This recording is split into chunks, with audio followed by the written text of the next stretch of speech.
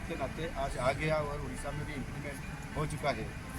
जैसे भारतीय न्याय संहिता और भारतीय नागरिक सुरक्षा संहिता और भारतीय साक्ष्य अधिनियम, वो इम्प्लीमेंटेशन आज होने के बाद उनका कैसा अच्छा हमको नीचे स्तर पर वो कानूनी का कैसे उपयोग किया जाए और लोगों का सहयोग कैसे मिले, लोगों को भी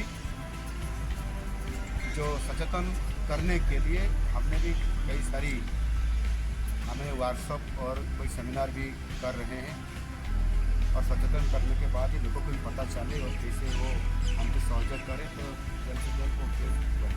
विशेष रूप से उड़ीसा एक शांतिप्रिय राज्य है, वहाँ ज़्यादा बहुत बड़ा केस आपराधिकरण केस नहीं आ रहा है। जैसे हमने बहुत कंट्रोल करने में कोई तकलीफ आई।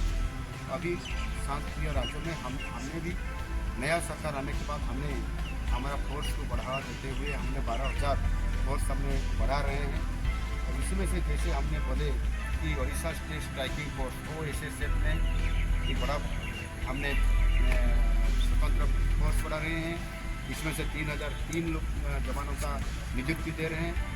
और उड़ीसा इंडस्ट्री सिक्योरिटी फोर्स, जैसे इंडस्ट्री का हब बनते जा रहा है उड़ीसा, इसी आधार पर हमने एक OISF फोर्स भी हमने कर रहे हैं।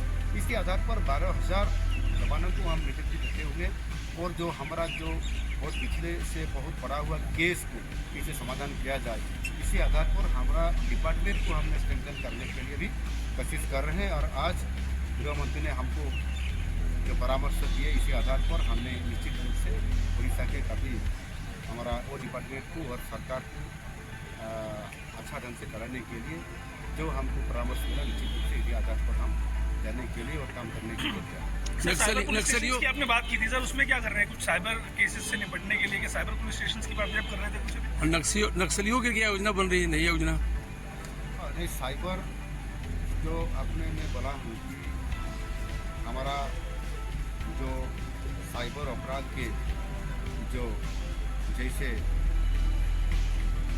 आज केस बढ़ता जा रहा है, इसी आधार पर साइबर अपराध के बुनियादी ढांचे को मजबूत करने के लिए हम एक Orissa cyber crime command centre की स्थापना कर रहे हैं। और उसको स्ट्रेंथन करने के बाद निश्चित रूप से उनको कंट्रोल करने के लिए जो हमारा फोर्स चाहिए, जो हमारा इंस्पेक्टर चाहिए, ट्रेनिंग वगैरह चाहिए, उसको हम ढांचा एक बदल रहे हैं। निश्चित रूप से हम कंट्रोल कर सकेंगे इसी जो हम एक कमांड सेंटर की स्थापना करने के बाद।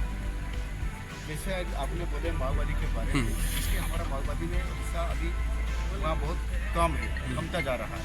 अभी ओनली 10 डिस्ट्रिक्ट में हमारा प्रभाव है। इसमें से फिर ज़्यादा 3 डिस्ट्रिक्ट में बहुत ज़्यादा प्रभाव है, जैसे मालकानगिरी और हमारा कलाहांडी है और एक हमारा नवापड़ा, और भी कोई डिस्ट्रिक्ट है जिससे बहुत कम प्रभाव है। फिर भी हमने छत्तीसगढ़ से और उड़ीसा दोनों